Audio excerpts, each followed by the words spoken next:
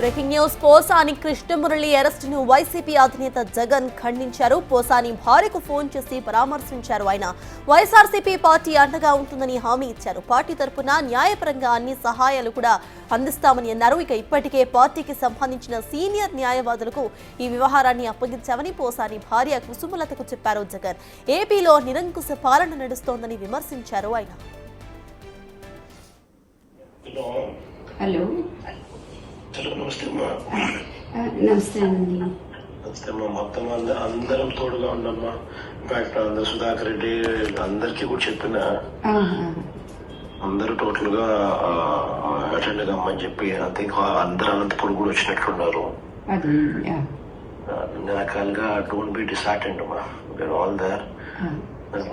God is also watching. దేవుడు కూడా చూస్తా ఉన్నాడు.